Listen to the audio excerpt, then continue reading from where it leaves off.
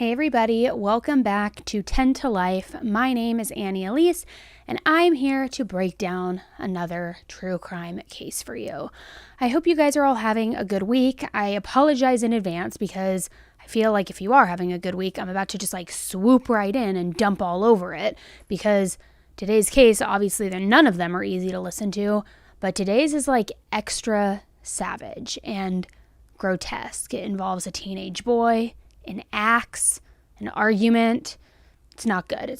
It's really unsettling, actually. The more I think about it, the more I'm getting the chills. You can't even see it, but guys, get ready, because it is a doozy of a case. If you are brand new and you haven't ever been here before and you're like, hey, who is this weird chick with the tattoos and the weird attitude?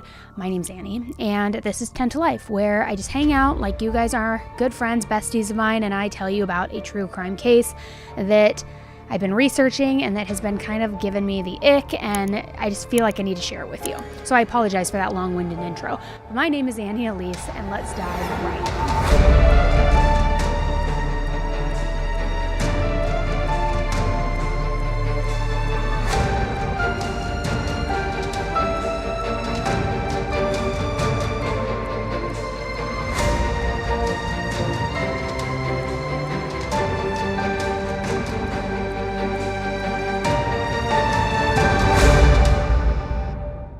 In 2009, Denise Hallowell was a 57-year-old teacher in Citrus County, Florida. Denise was born and raised in Florida, and she had lived there all of her life. She was known to be adventurous and very talented in multiple different things. She was athletic, smart, a skilled musician, and just an all-around gifted person. She was fun and always made anybody she came into contact with laugh. She was also the type of person who always tried to include everyone, and because of this, for many people, she felt more like a sister than a friend. Denise also loved animals, and that love actually led to her becoming a certified veterinarian technician. Eventually, in 2007, she started helping teach at a veterinary science program for high schoolers, before later becoming a full-time science teacher in 2010. Denise had a passion for her job. She was always reliable and created a very nurturing classroom environment. Because of that, she was extremely loved, not only by the students, but also by the fellow staff, as they got to know her personally. They just loved her. She was a great joy to be around. Now, Denise had been adopted as a baby, and because of that, the topic of adoption was very important to her, and she felt like she wanted to pay it forward and adopt herself. So in 2006, Denise adopted a little boy from Guatemala who was just 4 years old, and his name was Carlos.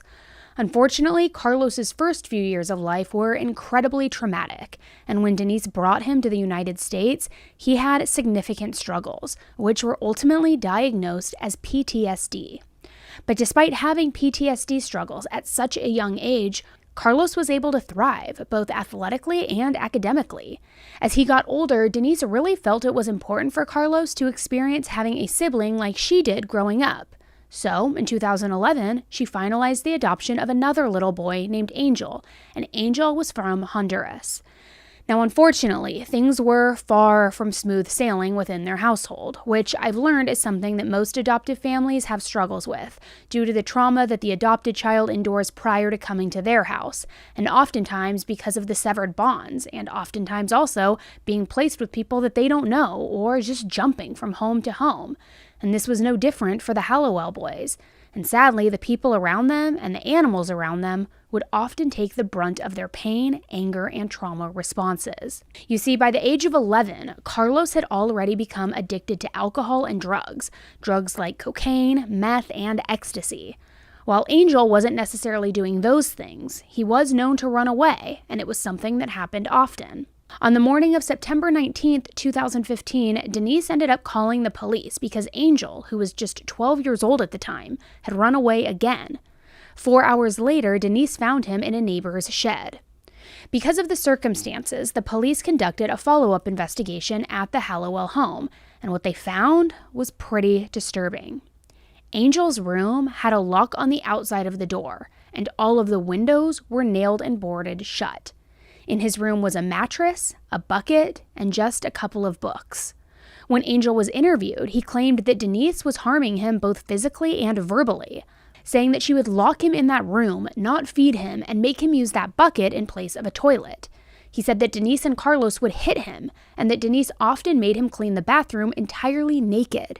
At the time, investigators also felt that Angel looked malnourished, and they were about to see that he had bruises and scratches all over his body. So because of what Angel was saying and the things that were found in the home, CPS had grounds for immediate removal of the kids, so they removed them and they placed them into a temporary foster home. But because of the details of the case, not only was it a child welfare case, but it also became a criminal case. Denise was arrested and charged with child and aggravated child. Word spread around very quickly, and it wasn't long before the school district terminated her employment.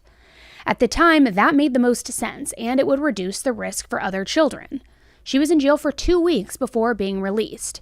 But over the next few months, the police continued to investigate. Carlos adamantly denied everything that Angel was accusing Denise of, and said that she did not hit or starve Angel. Carlos said that Denise was actually an extremely loving mother, and that Angel was the one hitting her. When Denise was interviewed, she had said that the reason that his windows and doors were locked was for his own safety, because again, he would run away all the time. She said that the bucket was in his room just in case he couldn't make it to the bathroom in time. Police were able to look at Denise's private journal, which had multiple entries over time that explained the problems that were happening with Angel. She wrote about how violent he was at home and at school, and she wrote about having to sleep outside of his bedroom just to prevent him from running away. Not only did they read through her journal entries, but they also spoke to people who knew them. One of Denise's friends said that Carlos and Denise were often scared that Angel would do something to hurt them. So over time, the reality of what was really happening behind closed doors started to show, and the truth started to trickle out. Angel's story was continuing to change with each interview, and they didn't have any evidence to support the allegations that he was making against Denise. What they did have evidence of was Angel's violent and destructive behavior. While in foster care, Angel had lashed out at his foster parents, and he attacked them while threatening to accuse them of child harm as well. Mental health counselors, pediatricians, school staff, and people who knew the Hallowell family all spoke of Angel's behavioral issues and the fact that he was impulsive and could become violent at any given time. During a court hearing, the judge simply asked if it was possible that Angel could have a reactive attachment disorder, or RAD for short. Now, RAD is something that can happen when a young child isn't able to establish a healthy bond with their parent or main caretaker. RAD often affects children who have been adopted because that bond or connection was straight up interrupted or severed. Ultimately, it doesn't allow them to form bonds very well, and they're often really avoidant, have an overall sense of just being emotionless, and in quite a few cases, they can become very violent. There are some mental health professionals who believe that during those violent episodes, the best thing to do and the best place for a child is to put them in isolation, without anything stimulating around so that it allows them to calm their body down. In Denise's case, they found that she had also spoken with her pastor and Angel's doctor to figure out how best to help him, which is why she was doing the things that she was. Now, I am not going to claim that I would do those things to my child, but I also am not a parent who has had a child with RAD and has walked that path trying to do right by my child, but also keep them, myself, and my other child safe. So because of the judge picking up on Angel's struggles, in February of 2016, after a 5-month investigation, the prosecutors announced they were dropping the charges against Denise. But because of the situation, Denise's life had been significantly changed. Denise Hallowell may never fully have her life back, but she is just anxious to clear her name. This is really a story of the justice system, relying on evidence and witnesses and ultimately finding an accused woman to be without blame. It is what she's been trying to prove from the very beginning. For 5 months, situations are not always what they seem. Denise Hallowell's life has been in limbo. She'll never be the same person because in the back of her mind, we've rattled this woman and this family's foundation. It started last September with a 911 call. Her youngest of 2 adopted sons was missing. Citrus County deputies found the 12-year-old hiding in a neighbor's shed. He begins to tell them how he didn't eat, punished with food, he's abused by his mother, he's locked in his room for hours on end. These things are patently false. But deputies arrested her, calling it one of the worst cases of child seen in a very long time. At face value, it sounded awful. Both her children were taken. She lost her job as a teacher, all the while trying to explain her son suffered from behavioral and anger issues. Sometimes a lock was the only thing keeping him from running away. He is troubled. I had logged 3 years worth of behavior on my youngest son as trying to manage this and take notes. I offered that immediately on that day. That was also ignored. The accusing child was placed in foster care, but soon came reports of violent outbursts, that he struck the foster parent and threatened to accuse him of child. Based on his behavior and willingness to make false accusations, the state attorney's office said it's unlikely a jury would find the defendant guilty beyond a reasonable doubt. The government didn't null pros or drop the case. They never filed it. Hallowell was cleared. It's been a total of 5 months, and a nightmare for 5 months. Pictures of Hallowell's sons tell a very different story. There were fishing trips, raise games, and vacations. I am a forever mom. While her legal troubles are gone, she faces a new battle. Google the name Denise Hallowell and you'll see the damaging headlines. For now, she carries this piece of paper, proof that accusations don't always mean guilt. Don't be quick to judge, and that's exactly what happened here. Eventually, she began a new job at a center for children with autism, and Carlos was able to return to her care as well. However, because of the issues with Angel going so deep, he wasn't able to go back to Denise's. After that, he was placed with a foster family, where he continued to have the same violent outbursts. He eventually ran away from that foster family, and no one really knew what happened to him afterwards. Although Carlos had defended Denise against Angel's claims, their relationship really wasn't that great, and as time went on, it just kind of got worse and worse. Carlos also had violent outbursts and would often get into trouble at school. And in addition to that, he was kind of known to be a little bit of a player, and he would often sneak girls into his room at night, which obviously upset Denise. He continued to be dependent on various substances and even started dealing drugs, which was obvious to the neighbors because there were constantly cars just coming and going from the house. The neighbors also noticed that as soon as Carlos and Denise moved into the neighborhood, animals began going missing. One neighbor had hired Carlos to pet sit for her chickens while she was gone on vacation, but when she came back, one of her chickens was found dead with a hammer through the body and left on her front porch. There was also a time where her cat went missing, but was eventually found dead and cut in half on her front lawn. Now, while she never knew who exactly was responsible for the death of her pets and the grotesque death of her pets at that, her experience with the chickens made her suspect Carlos. Like I explained earlier, the relationship between Denise and Carlos was very rocky, and the two of them had a hot and cold relationship. One minute they would be totally fine, and then the next they were fighting and screaming at each other. The neighbors often overheard screaming matches between the two of them, because Denise was frustrated with Carlos's party lifestyle and the fact that he was not performing well academically. She was working so hard to make ends meet as a single mother, and Carlos's behavior really just added more stress onto her plate. Now, as Carlos continued to get older, his mental health struggles only seemed to get worse. When he was 16 years old, he attempted to take his own life by crashing into a tree. He was physically fine, but obviously his truck was not. Eventually, as things continued to get worse, he began cycling in and out of the house. Him and Denise would get into these huge arguments. She would kick him out, and he would stay with friends and neighbors until things would calm down, and then he would come back. But the cycle just repeated, over and over and over. Now, if you thought that that was as bad as it could get, you apparently don't watch a lot of true crime and haven't heard a lot of cases, because unfortunately, things became far worse by 2019. In January of that year, Carlos was kicked out of his private high school because of his drug issue. Initially, he kept it from Denise, but she did end up finding out later on.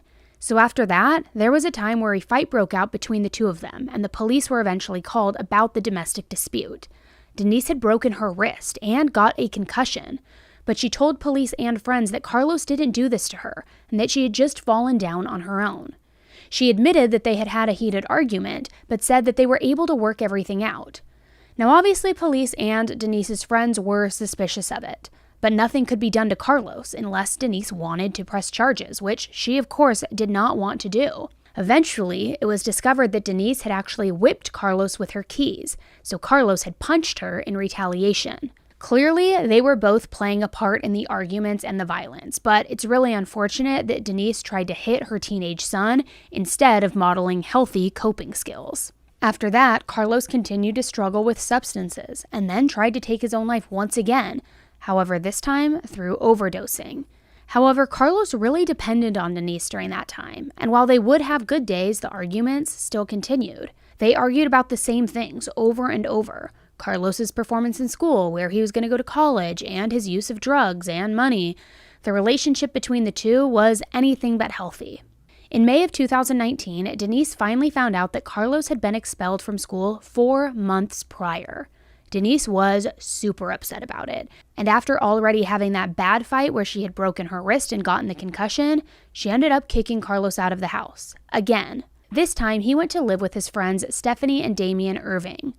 The couple had a lot of experience with Denise and Carlos, as Carlos had lived with them before, and they often overheard the arguments between the two of them. Stephanie believed that living with Denise wasn't good for Carlos, as she was verbally harmful. Stephanie would even record conversations between herself, Carlos, and Denise to have proof of how Denise talked to him, and how she felt it wasn't fair that Denise had these high expectations for Carlos and that she expected him to contribute financially when he was only still just a teenager. So while living with Stephanie, Carlos began taking Prozac, which is an SSRI that's often used to treat OCD, panic disorder, and depression. So clearly it was a step in the right direction. On top of that, Stephanie and Carlos's girlfriend Kayla noticed that there was a huge difference in his overall behavior when he had started living with Stephanie and Damian. Stephanie claimed that you could almost feel his constant anxiety disappear now that he wasn't living with Denise. However, Kayla thought that his improved behavior was because Carlos could basically just do whatever he wanted while living with them. Because Stephanie and Damian didn't have many rules for Carlos, and that's exactly what he wanted.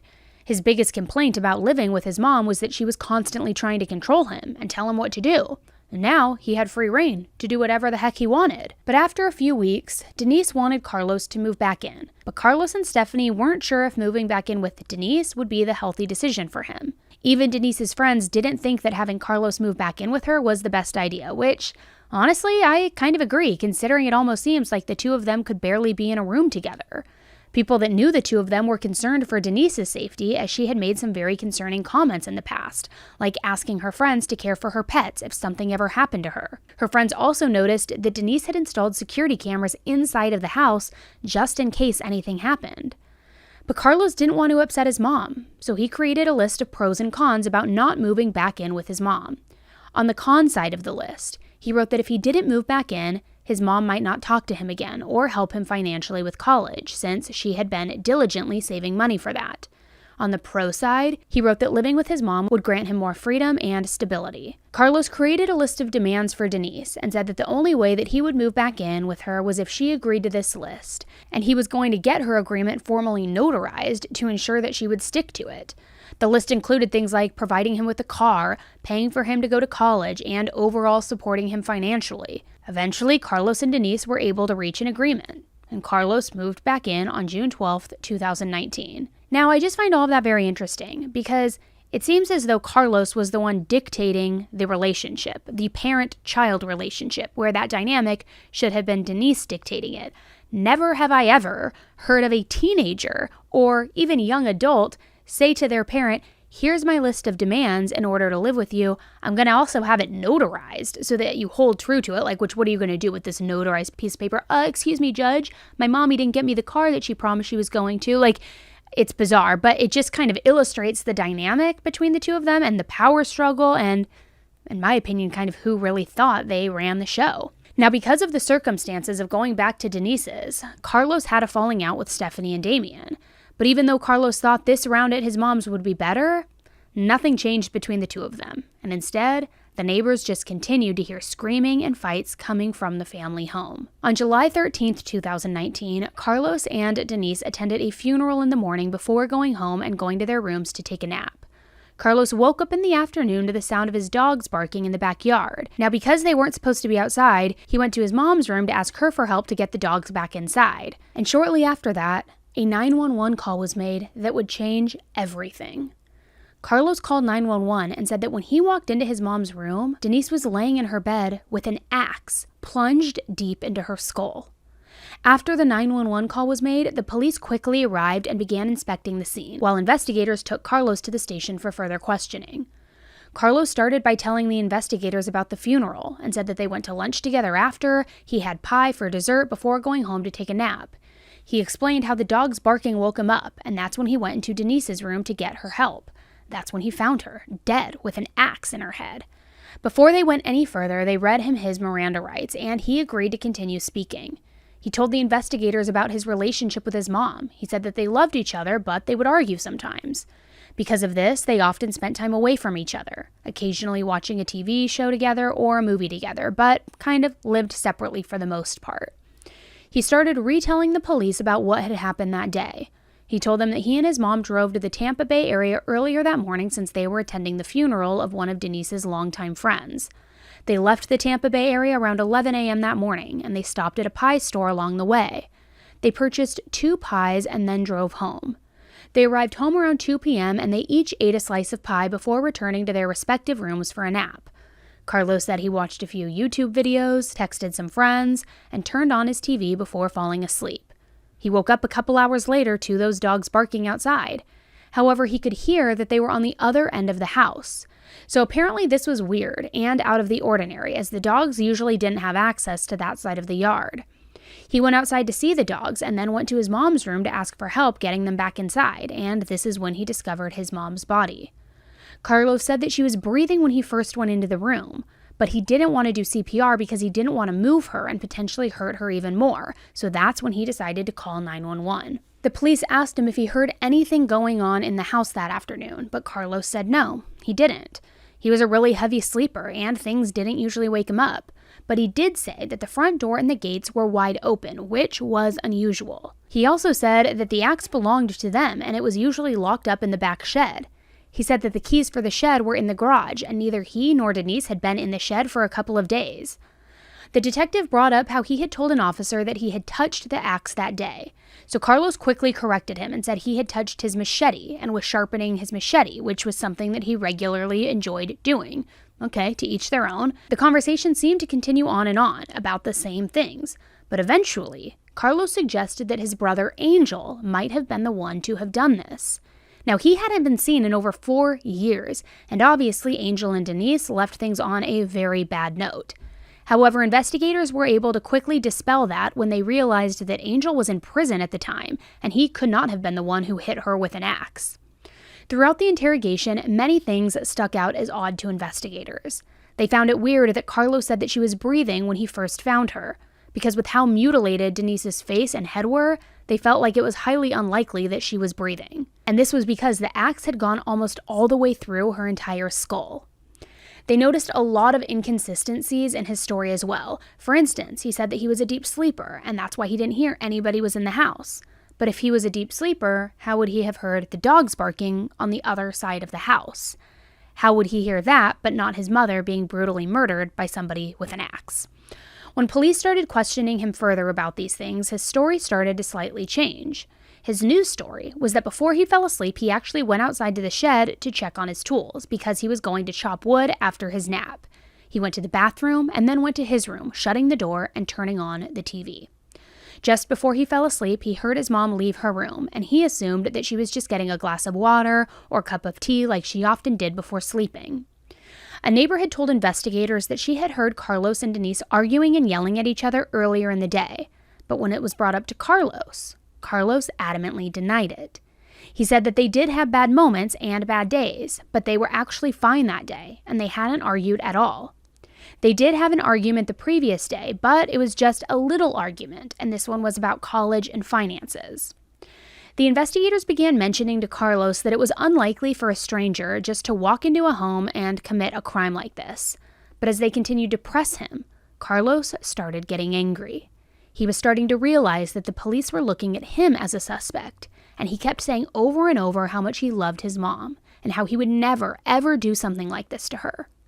One of the officers told Carlos that he remembered dealing with Carlos and his mom in the past, and even back then, he thought that Carlos was acting sociopathic, all because his emotions seemed forced and fake. And up until that point in the interrogation, Carlos had been pretty emotionless. But the second he realized that he was being accused, he snapped, became angry, and even began insulting the police officers, telling them to do their job. So I don't know what you guys are trying to get out of me right now, but I didn't do anything and would never do anything to my mother like that.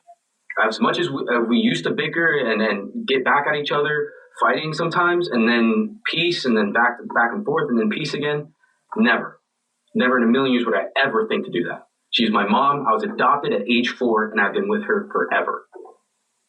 Yeah. Would never do such a thing like that. And if you're insinuating that, I'm very offended by that. You're putting on a pretty good show. A show? Yeah, you're putting on a really good show. A show? Yeah. How is this a show? Because I remember the whole interviews with you back when all this went down. Do you remember that? Yeah, I was in charge of the Major Crimes Unit then. Okay. So, and I remember that CPT talking about how your attitude of things were very sociopathic. Sociopathic? Which is exactly what you're showing me right now. And you're trying to act like you're upset about something. Trying? Yeah. Okay, how is this trying? That was my mom. My mother. Yeah. Right. So trying, how is this trying? Because you don't feel like normal people feel. I don't feel like normal people feel. Yeah, that's what a sociopath has the issues with. Okay, so you're calling me a sociopath? Yeah. Really? Yeah. This is what sociopaths do. Well, do what? I've just been sizing you up the whole time, and okay. It's like 100%. Okay, you can size me up. You don't have normal feelings. You can size me up all you want. I do have normal feelings. I loved my mom. Ask anybody in this county. They can attest to that. Do you think that people that love one another don't do the most extreme things to them? Not like that, no. It happens all the time, every day. No. That's what I just told you earlier, that it's usually like a loved one. Okay, I would not do that. You ask anybody in this county. My mom and I were amazing. We would never do such a thing like that to each other at all. My mom would never hurt me like that, and I would never hurt her. You call me a sociopath or whatever you want. I'm sorry for getting upset. But you please ask around. Ask anybody. We're going to ask everybody. Ask everybody. They will attest that I would never do that. Carlos was at the station for a total of 6 hours and was eventually released to child services. The police asked Kayla's parents if Carlos could live with them for the time being, but this entire situation obviously made her parents really nervous.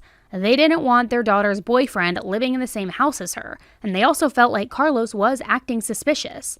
And they were not the only ones. Many people said that Carlos was acting very strange. He eventually went to live with Denise's friend Amy, who said that she would lock her door at night and sleep with wasp spray next to her bed because she was scared and didn't want to take a chance of him doing something to her. Which, if you're that scared, maybe don't let him come stay with you. I don't know, just a thought.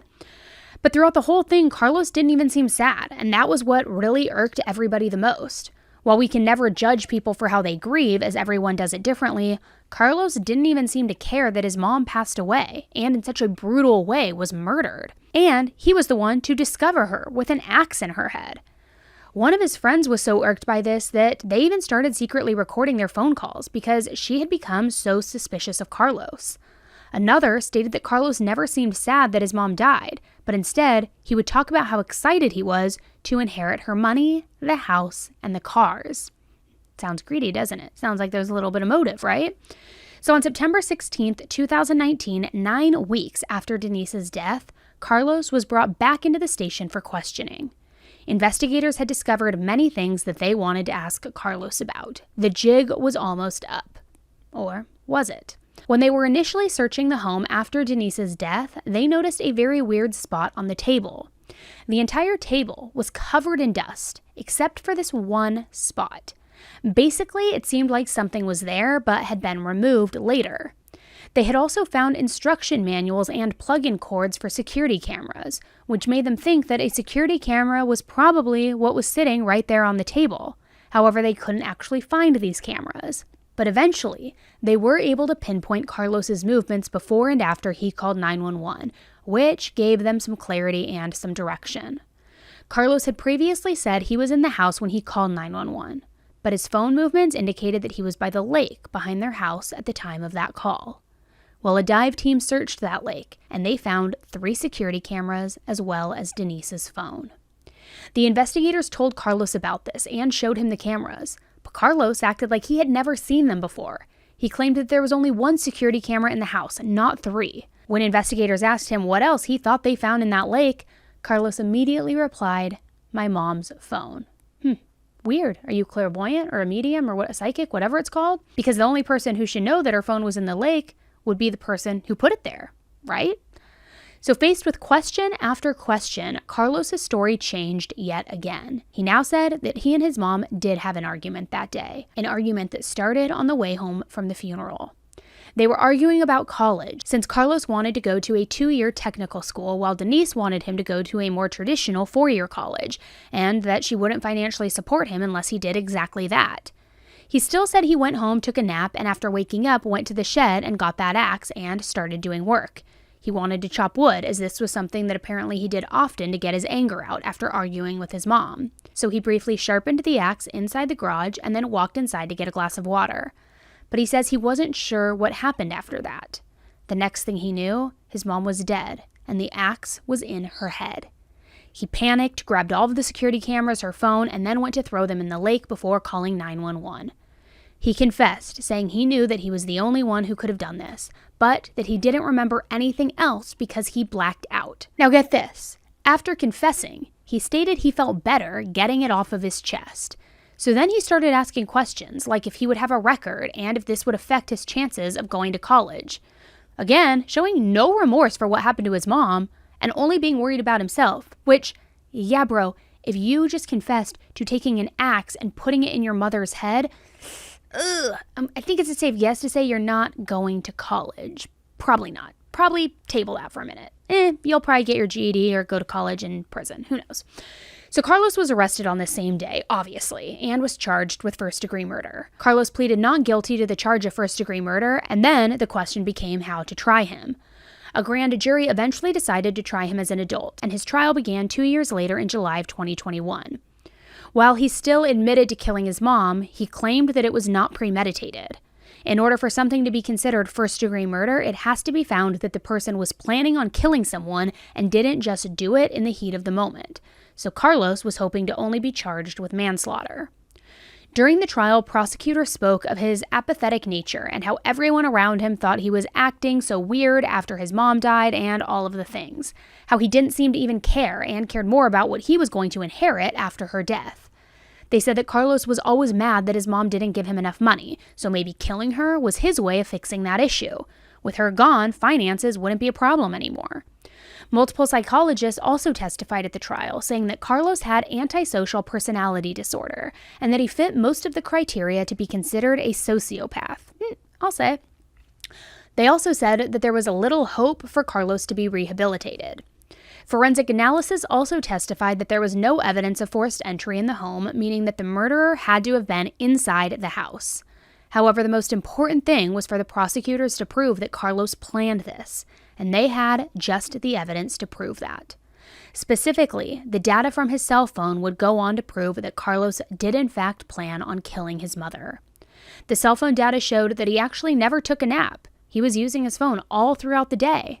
It showed that Carlos went to the shed and then went back inside. He was inside for about 26 minutes before walking into his mom's room and killing her. 26 minutes is a lot of time to sit and think about what you're going to do. He didn't get the axe and immediately kill her like he initially made it out to be. Instead, he got the axe, he sat, sharpening it, all while thinking about what he was going to do to his mom. He had 26 minutes to turn back, change his mind, put the axe away, but he didn't. Instead, he went to her room, brutally murdered her, and then tried to cover his tracks. They argued that the entire motive for killing Denise was because he wanted her car, her land, and her money. The trial lasted for 3 days, and on July 9th, 2021, the jury deliberated for only 1 hour and 25 minutes. They found him guilty, and Carlos was eventually sentenced to life in prison without the possibility of parole, but with a sentence review in 25 years.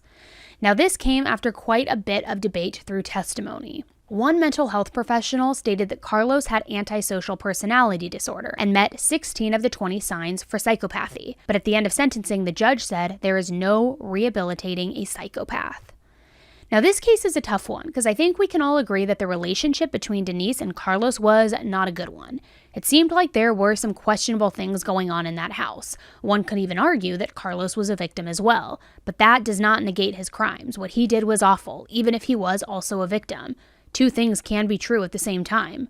What we do know, and what we can agree on, is that Denise did not deserve to die. She was savagely taken from this earth, and her family and friends miss her dearly. They will always remember her for her fun and adventurous personality, and deeply cherish the time that they had with her. I'm curious to know what you think about this case. Was it premeditated? Was it a moment of rage? Did he black out? What do you think the truth is? Let me know in the comments below, and if you appreciated the case coverage, please don't forget a free and easy way to support the channel is just by hitting that subscribe button below, and that way you won't miss any other true crime videos, and again, it's just a way to show support.